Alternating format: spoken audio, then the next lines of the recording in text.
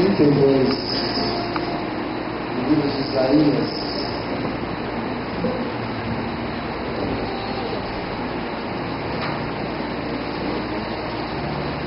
Nós vamos depois orar pelo José Bezerra. José Bezerra é avô do Lucas, que sofreu um acidente, está no hospital com hemorragia interna. Hemorragia interna é um problema muito especial, né? Muito perigoso. Às vezes a pessoa é acidentada, não é atendida na hora, por fora está tudo bem, certinho, sem nenhum problema, por dentro, de repente ela está morrendo. A hemorragia interna é uma surpresa que mata.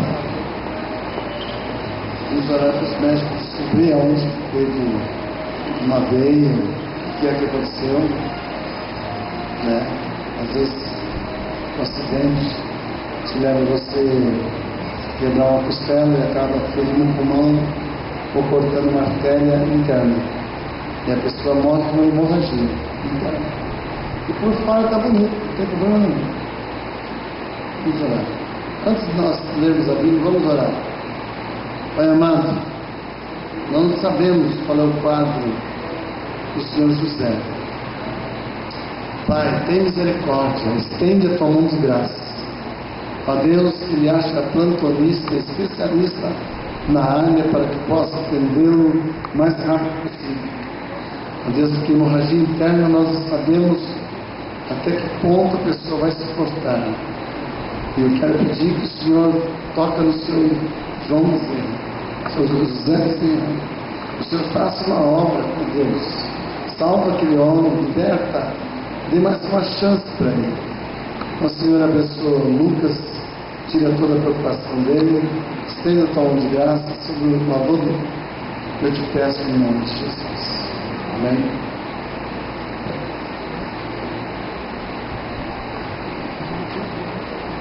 Algumas traduções falam um pouquinho diferente.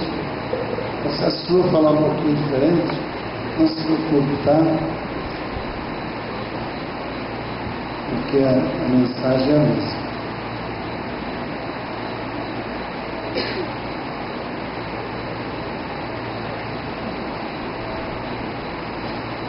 Capítulo 32 de Isaías. Diz assim, versículo 1 e 2. Eis aí está que reinará um rei com justiça e dominarão os príncipes segundo o juízo. E será aquele varão, isso é uma profecia a respeito de Jesus, e será aquele varão como esconderijo contra o vento, e um refúgio contra a tempestade, como ribeiros de águas em lugares secos, e como a sombra de uma grande rocha em terra sedente. Amém? Vamos orar. Ainda orar mais uma vez. Senhor, nós sabemos que nós podemos falar um amontoado de palavras. Isso pode até convencer a mente dos homens, mas isso não muda os seus corações. E nós, Pai, não estamos interessados em que eles nos apreciem apenas mentalmente. O que nós queremos é que a Tua palavra caia em seus corações, como a semente frutífera, possa nascer e produzir muitos frutos, que eles sejam tocados pelo Teu poder e as suas vidas sejam mudadas. Ó Deus, não sabemos em quem as pessoas estão confiantes nesta noite. Nós queremos mostrar para eles que existe um varão que é como esconderijo contra o vento. Ele é como refúgio contra a tempestade. Ele é como ribeiros de águas em lugares secos. E ele é como a sombra de uma grande rocha num lugar ermo. Ó Deus, que as pessoas possam ter um encontro com esse varão chamado Jesus Cristo. Ó Deus, fala aos nossos corações. Nós oramos pedindo a Tua unção, porque sem Ti não podemos fazer nada. Em nome de Jesus.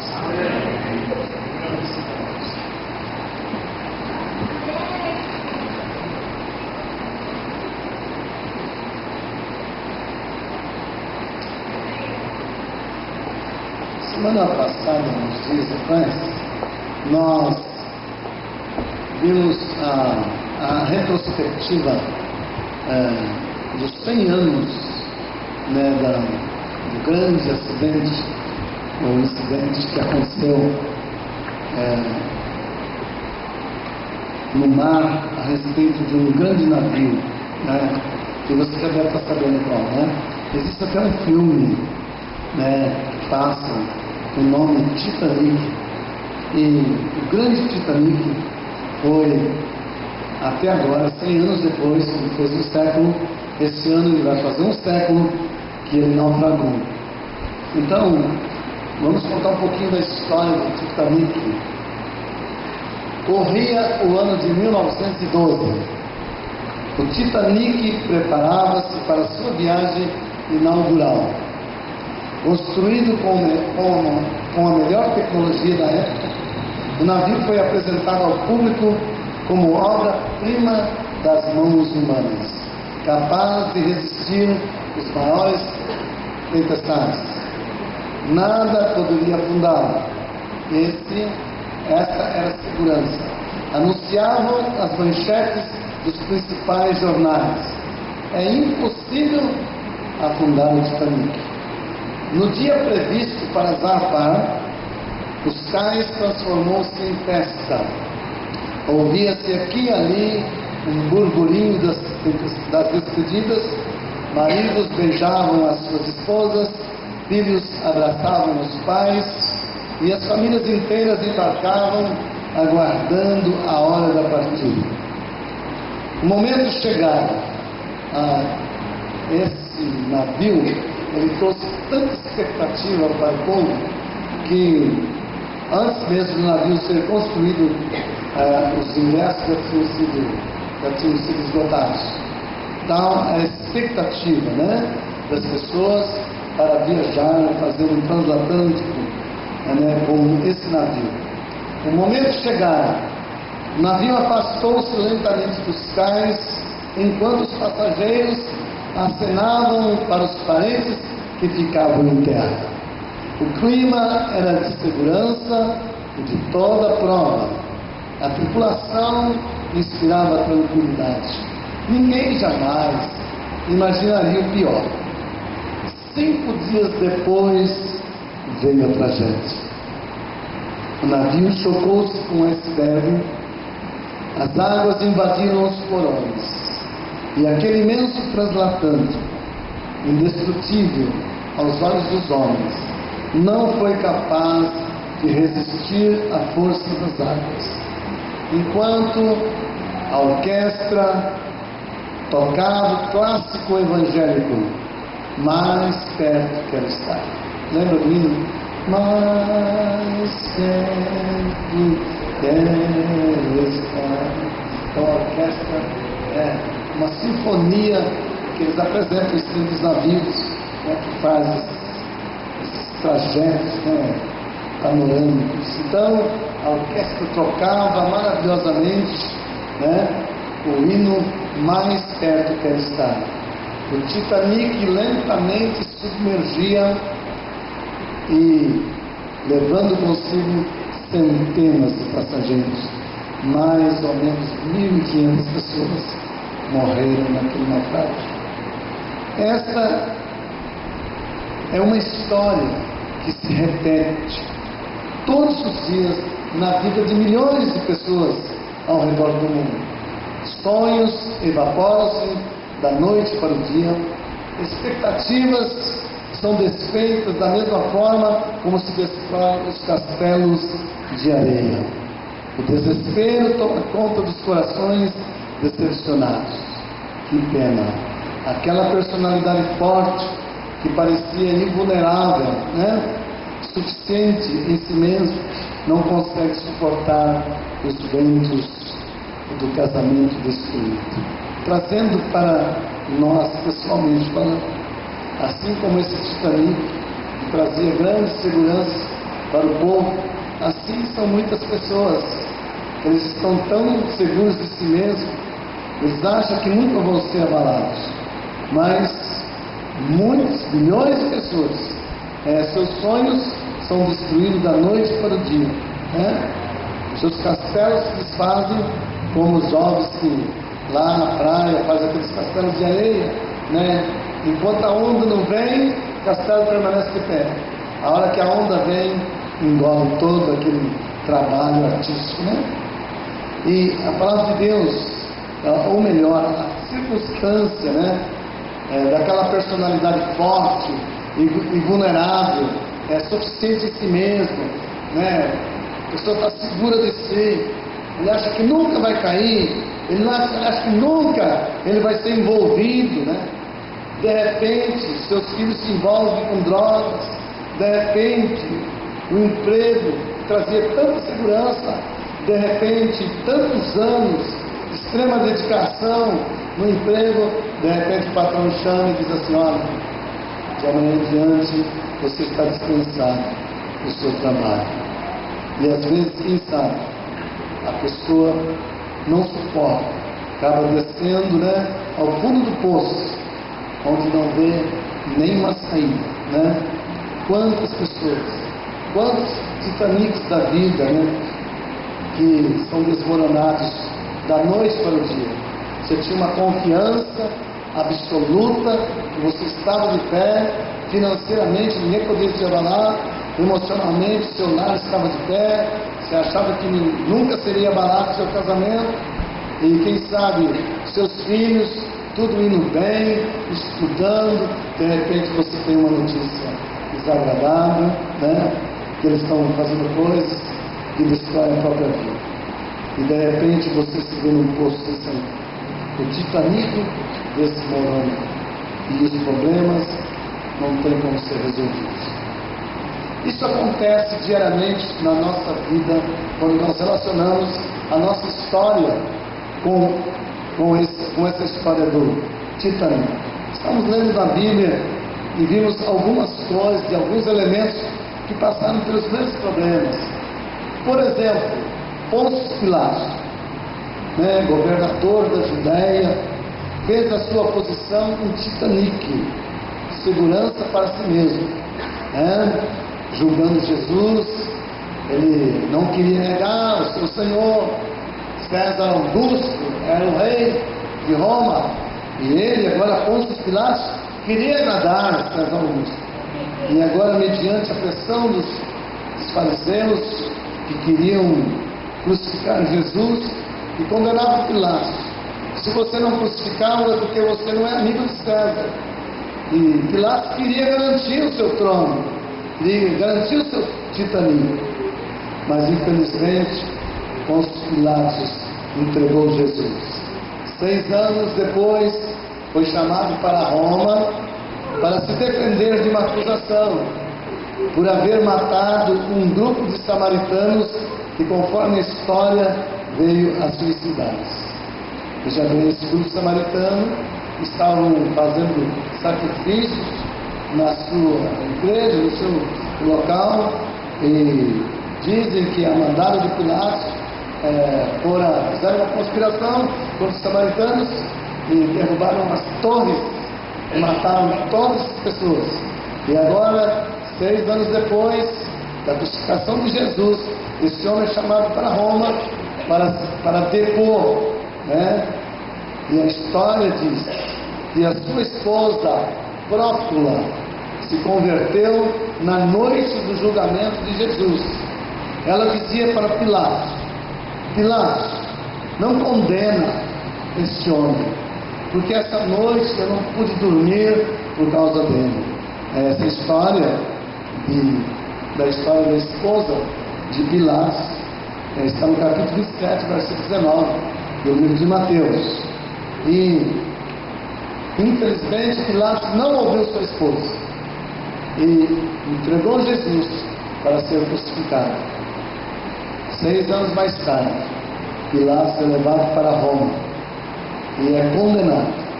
E ele então, como um louco, se suicidou. Então, que valeu o Titanic? Que valeu o trono? Que valeu o agrado para César? Ele fez de César e do seu trono uma segurança para todo o seu futuro, tanto dele quanto da sua esposa.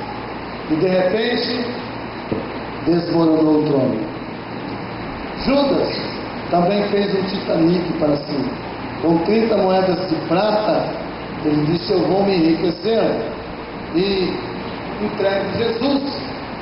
Jesus é poderoso, não vai se deixar ser condenado, e eu fico rico.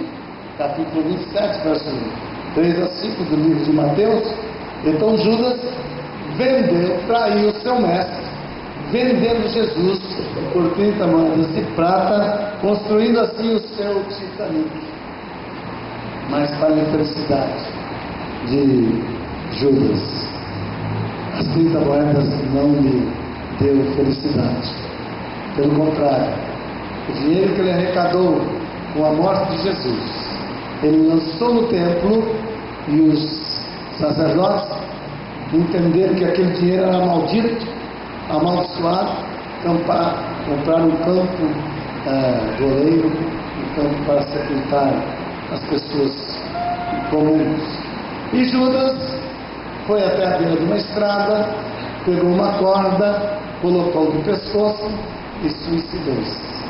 E a Bíblia diz que Judas caiu ao se enforcar numa pirambeira, numa queda muito forte, veio a derramar suas entranhas. Então assim acontece com os Titanics, acontece com os tronos que nós construímos, com as grandes navegações. Então, tira os seus olhos dos Titanics. O nosso evangelista, Dr. Lucas, ele registra a história de um homem chamado por Jesus de rico louco. A palavra de Deus fala que este homem construiu um grande império. A Bíblia diz que ele era um homem muito inteligente para lidar com a lavoura. E ele planejou uma grande plantação de sementes, e a Bíblia diz que ele veio colher uma grande colheita. E tão grande foi a colheita que ele não tinha lugar para colocar a semente. Era muita colheita. E ele então disse consigo mesmo: eu vou derribar esse celeiro menor e vou construir um bem grande, e ali depositarei todas as minhas novidades, e direi: alma, tens em depósito muitos bens para muitos anos, descansa, come, bebe, folga, como se a alma fosse satisfeita com dinheiro, com propriedade, com bens. A alma não se satisfaz com isso, irmãos. E a Bíblia diz que Deus, o Senhor Jesus, chamou esse homem de louco. Ele disse: louco, esta noite pedirão a tua alma, e o que tu tens preparado, para quem será? Então assim é com a nossa vida, né, irmãos? Nós estamos confiantes em alguns Titanics. Existe muita gente que confia no seu Titanic, confia no seu emprego, confia na sua empresa, confia nos seus bens, confia na sua cultura, confia no seu diploma. Mas, meu querido, será que quando vir temporal, será que seu Titanic vai continuar flutuando?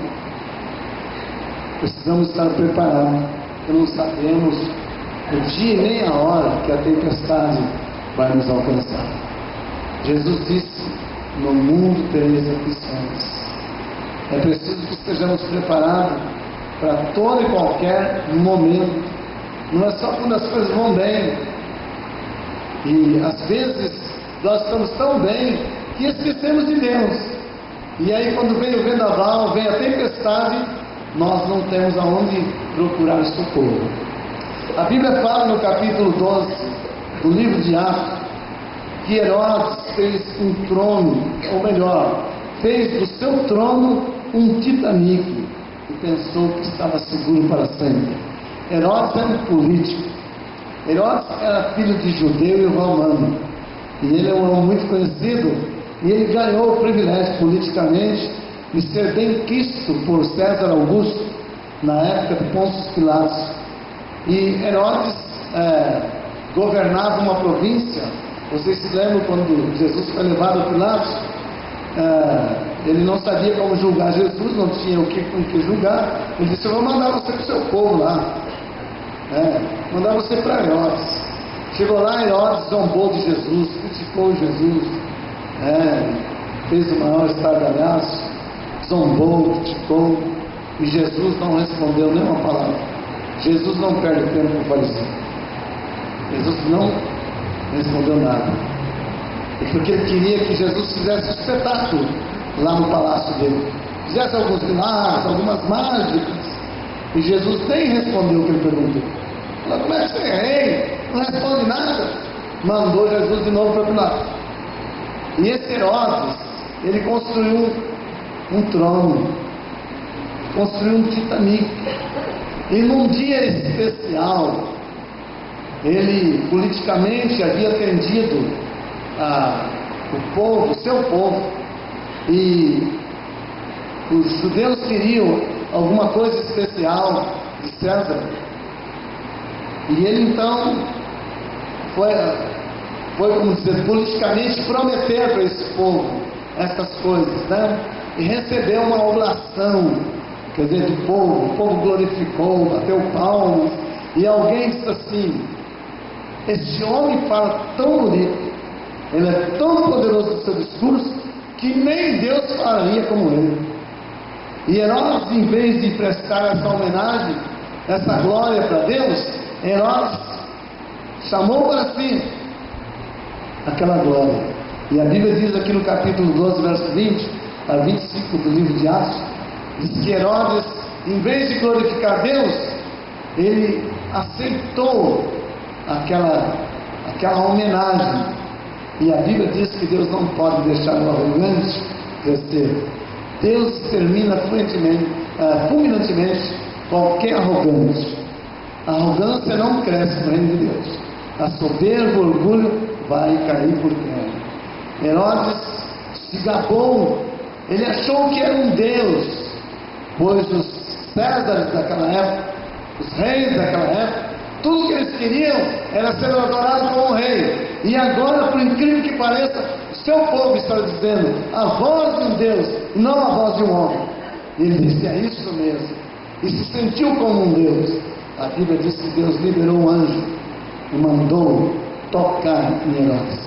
E ele, em fração de segundo, foi comido de bichos na presença dos seus adentros. É assim que Deus faz quando nós estamos confiando nos nossos titãs. Eu não dependo de ninguém, eu não preciso de nada. Cuidado com a sua arrogância. Meu emprego, eu sou tão poderoso lá que eu comando lá, sou eu que mando. Então prepara-te. O que eu tenho no banco dá para mim e minha família viver o resto da vida. Muito bem. Uma inflação é capaz de destruir todo o seu dinheiro. Jesus disse: por que você não se prepara primeiro a sua vida espiritual? Prepara primeiro espiritualmente, porque mesmo se você morrer, você tem Deus. Mas o que vale você preparar só para essa vida? Nós somos simplesmente ensinados a nos preparar para essa vida. A criança nasce, nós já vamos colocar no coração dele: vai ser um médico, não, vai ser um advogado, não, vai ser um engenheiro, não, vai ser... e assim por diante. Nós ficamos planejando os nossos filhos, o que é que eles vão ser, e já vamos preparando eles para ser isso ou ser aquilo, e nunca chegamos para eles dizendo: vai para a escola dominical, vai aprender que sem Jesus você não é nada. Nunca fazemos isso. Nunca estamos preocupados com os nossos filhos quanto à vida espiritual. Não, eles que decidem quem é que eles querem seguir. Isso mostra a fraqueza, a debilidade, a falta de estrutura que nós temos, e a falta de fé, que se nós crêssemos que Jesus é o único Senhor e a nossa segurança só está em Deus, a primeira coisa que nós faríamos é levar os nossos filhos para a igreja, para a escola dominical, para eles aprenderem as coisas de Deus. Mas nós dizemos assim: não, eles decidem como querem. Mas quando ele vai estudar, nós queremos decidir por ele. Não, você tem que ser engenheiro. Não, você tem que ser um advogado. Não, você tem que ser um doutor. Você tem que ser alguém. Mas não fazemos assim quanto à vida espiritual. Depois, queremos o quê? Nós damos os Titanics para eles. Mas eles, no primeiro vendaval que vier, o Titanic deles vão afundar. Porque eles não têm estrutura para suportar. Caso o Titanic venha afundar, eles não têm salva-vida. Eles não têm Jesus, não têm experiência, não têm estabilidade espiritual para suportar os problemas que virão. Meu irmão, nunca faça do seu império político, do seu dinheiro, dos seus bens, do seu diploma, da sua posição qualquer que você tem, um Titanic. Porque ele poderá afundar antes que você pense. Quando aqueles homens, 1.500 pessoas, entraram no Titanic, os construtores do Titanic disseram assim: nem Deus poderá afundar essa barca. Veja o desafio do homem: nem Deus poderá afundar o Titanic. Afundou ou não? Deus não precisou Deus nem ligou para aquilo. O próprio Titanic bateu no iceberg. Quando bateu no iceberg, furou o casco. Simplesmente ele foi engolido pelo mar. 1.500 pessoas morreram naquele naufrágio, porque confiaram no Titanic. Talvez nem levasse salva-vidas. Talvez nem isso suficiente para todo o povo, porque afinal de contas, quem viaja no Titanic não tem medo de morrer, porque está seguro. Será? Será que está seguro? Será que seu Titanic garantirá as tempestades da vida que virão? Você não sabe do dia de amanhã. Um grande engenheiro de uma grande empresa multinacional foi estabelecer, implantar uma firma na China. E esse engenheiro, ele ganhava, um homem muito inteligente aqui em São Paulo, ele ganhava muito dinheiro, era um dos maiores engenheiros de São Paulo, havia construído vários prédios, participado de várias construções históricas de São Paulo. E uma grande empresa multinacional o convidou para que ele fosse para a China para estabelecer lá uma grande firma. E esse engenheiro foi ganhando 3 vezes mais do que ele ganhava aqui. Já ganhava um horror. Foi para lá e disse: vou lá, eu vou construir meu império. E ele foi para a China. Chegou lá 6 meses depois. Ele foi morar num lugar bem longe de cidade grande. Não tinha muito recurso. E ele morava nos canteiros das grandes construções. Acho que era uma construção hidrelétrica. Então faz aqueles canteiros em volta das construções, quem mora longe, e mora ali na república ali que eles fazem, aqueles canteiros. E aquele engenheiro contraiu uma enfermidade, uma infecção muito brava. E ele pensou que fosse uma gripinha qualquer, tomou uns comprimidos ali, deitou na cama. Os amigos disseram: não, isso não é nada, quando é amanhã tá bom. E no outro dia ele piorou. Alguém tentou levar ele para a próxima cidade. Como ele não sabia falar a língua chinesa, então ninguém entendia o que ele falava, e não havia um intérprete ali, e não deram olhar para ele, né? Tentou comunicar que estava com enfermidade, não sabia falar, e voltou para casa. E no outro dia ele veio a falecer anímico. Então seu Titanic se desfez na primeira tempestade de vírus que ele encontrou na China. É assim que acontece muitas vezes conosco. No entanto, há um lugar onde o ser humano pode abrigar-se, com certeza estar plenamente seguro para se livrar as águas do mar da vida. não é uma embarcação construída por mãos humanas e falível, mas a provisão de Deus ofereceu à humanidade, mediante o Senhor Jesus Cristo, um esconderijo perfeito. Olha que diz Isaías: e será aquele varão um esconderijo contra o vento. Para quem deseja proteger-se contra os vendavais desse mundo, Jesus é o melhor esconderijo. Será aquele varão um esconderijo contra o vento, um refúgio contra a tempestade, como ribeiros de águas em lugares secos, e como sombra de uma grande rocha em terra sedenta. Meu querido, a única segurança que nós temos neste mundo, se você estivesse em Jesus, tenho pena de você, você está perdido. Porque quando vier a primeira tribulação, o primeiro vendaval, você não tem onde segurar. As religiões, as práticas científicas, as práticas religiosas, mística, não pode te salvar, não pode te dar segurança. A Bíblia diz que aquele que habita debaixo do esconderijo do Altíssimo, a sombra do Onipotente descansará. Em outra passagem, Cristo afirmou: vinde a mim todos vós que estáis cansados, sobrecarregados e oprimidos, e eu vos aliviarei. O Titanic afundou nas águas gélidas do Atlântico Norte. Seus escombros permanecem ali até hoje. Mas os que aceitaram a Cristo como Salvador não serão destruídos pelos icebergs da vida, mas chegarão salvos ao porto celestial. Que valeria ser dono de uma grande empresa, ou ser o mais remunerado na sua cidade, viajando no grande Titanic, fazendo lá uma excursão marítima? Que valeria todo o potencial, o diploma dele, a cultura dele, o sangue azul dele, as propriedades que ele tinha? Que valeria diante do naufrágio? Então, que não vale nada. A Bíblia diz: que vale o homem ganhar o mundo inteiro e perder sua alma? Jesus disse: quem ganha esse mundo e perde a sua alma é um louco.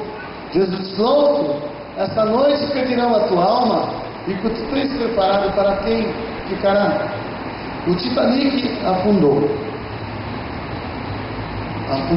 mas aquele que está em Cristo poderá navegar no barco dele salvo. Os discípulos não estavam num Titanic, estavam num barco bem primitivo. A tempestade soprava de um lado, de outro. Jesus deitado à polpa do barco, dormindo. E os discípulos, desesperados, abaixavam seus mastros, tentavam remar, mas as ondas eram fortes demais. O vendaval balançando de um lado para o outro, as ondas subindo e descendo, e o barco parecia se quebrar. E Pedro disse: Jesus, o Senhor não vai fazer nada, não se dá que morramos. Jesus disse: por que temeis, homens de pouca fé? E olhando para o mar, disse: mar, acalma-te. Meu querido, se você não tem um Titanic, é melhor estar no barquinho com Jesus. Não importa se você não pôde construir um Titanic da vida, mas eu quero dizer que com Jesus você está seguro. A Bíblia diz: será aquele varão como esconderijo contra o vento, como um refúgio contra a tempestade, como ribeiros de águas em lugares secos, e como a sombra de uma grande rocha numa terra sedenta.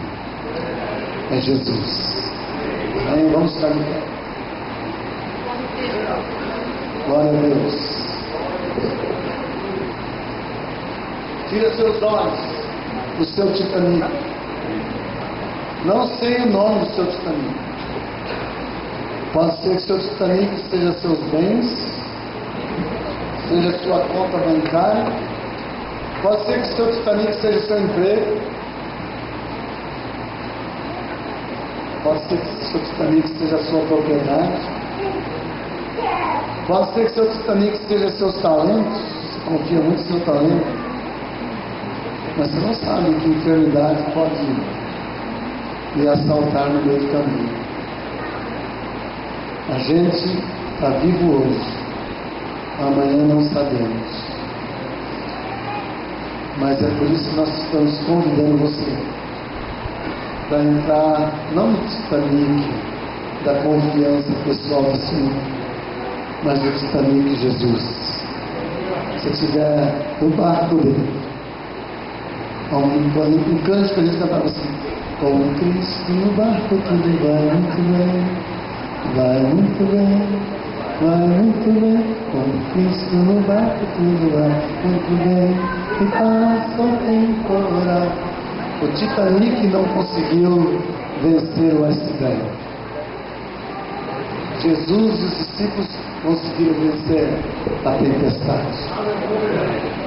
Eu não sei o que passa na sua vida. Talvez o seu Titanic, talvez você tenha chegado aqui e você diz: Deus, meu Titanic afundou. Estou desempregado, não tenho esperança de arrumar um emprego.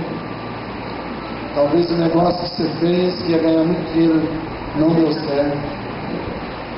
Talvez a compra que você fez pensando em multiplicar os seus bens caiu por terra. Eu não sei. Talvez você está perdendo a sua riqueza. Talvez seu Titanic que você tanto confiou está afundando. Mas olha, meu querido, há uma esperança para você.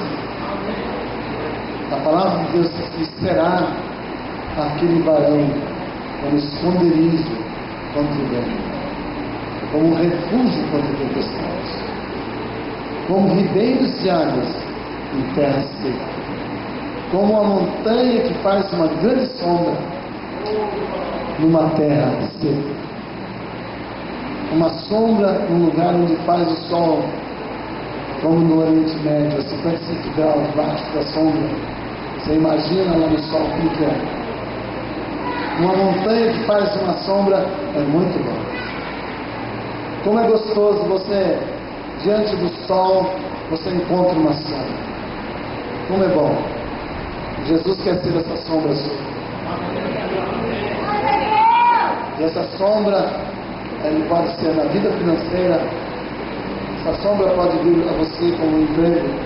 Essa sombra pode vir a você como a cura de uma enfermidade, ou como a solução de um problema, ou a cura de um filho, de uma família, eu sei lá. Talvez tudo que você está dependendo é dessa sombra. Com certeza que você está sofrendo. Eu quero convidar você a colocar sua fé em Jesus. Amém? E na sua frente.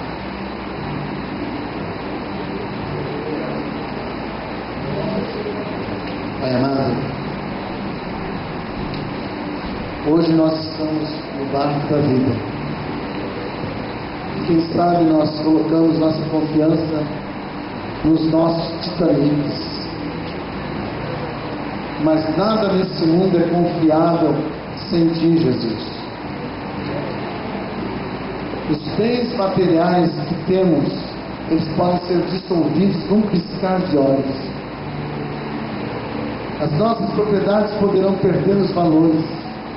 O nosso dinheiro pode ser inflacionado.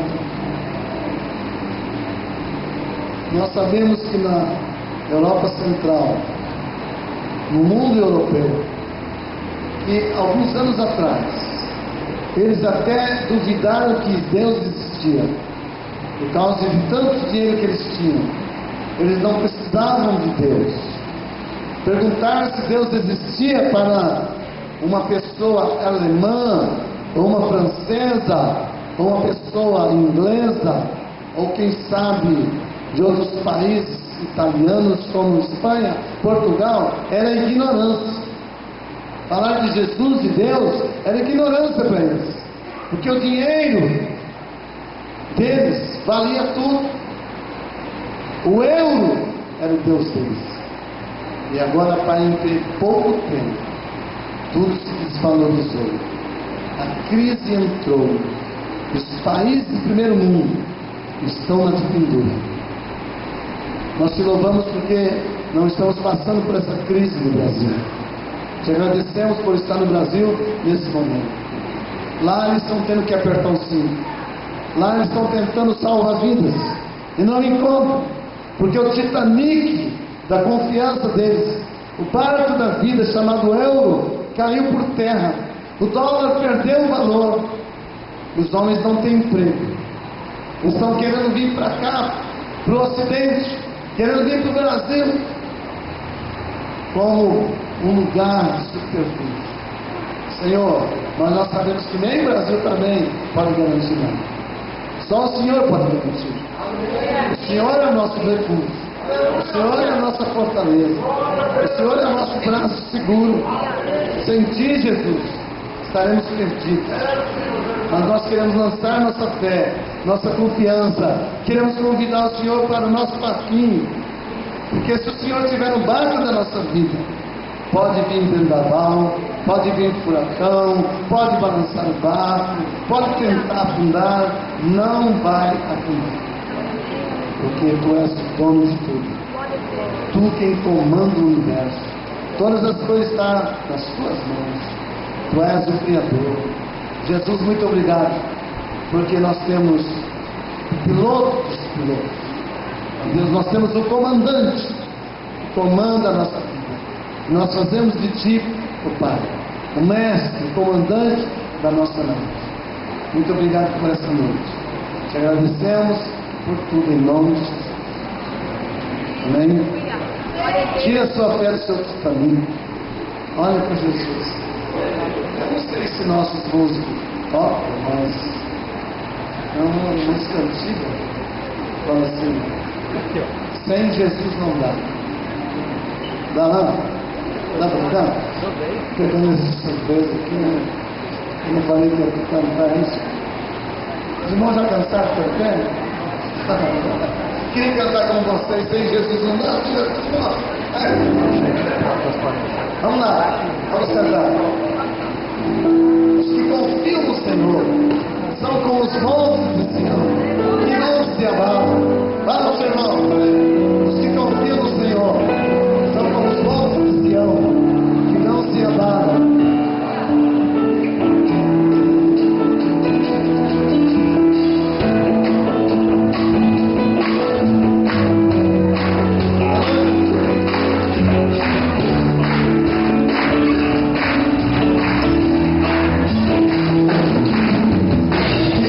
Deus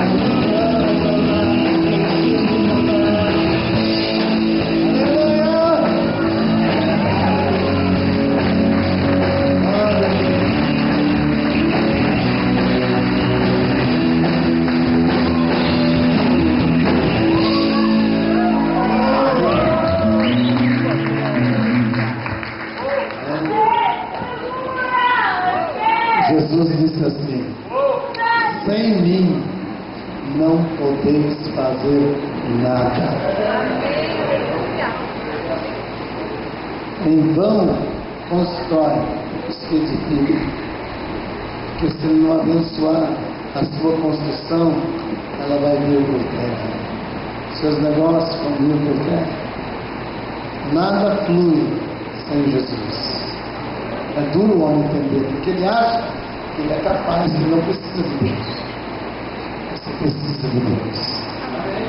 E a Bíblia diz que aqueles que confiam no Senhor são como os montes de Sião. Eles não se abalam. Pode vir a tempestade. A Bíblia diz: o justo não se abala com as más notícias. Porque Deus acende uma luz no meio das minhas trevas. Puxa, para mim isso daí foi lindo demais. O justo não se abala com as más notícias. Ah, é? Então deixa eu contar uma coisa para ele agora. Aí você vê que o mundo fica em trevas para você. Não tem resposta, não tem saída. Mas a Bíblia diz que é para você não desanimar. Ele diz: eu sou Deus. Eu sou Deus que acendo uma luz nas tuas trevas. Então, meu querido, quando tapar tudo, escurecer tudo, você não tiver saída, você lembra Deus. A Bíblia diz assim: lembra o Senhor. Ele diz que acende uma luz no meio das suas trevas. Tá? Não fique desesperado, só diga: Senhor, acenda aquela luzinha para eu sair dessa situação.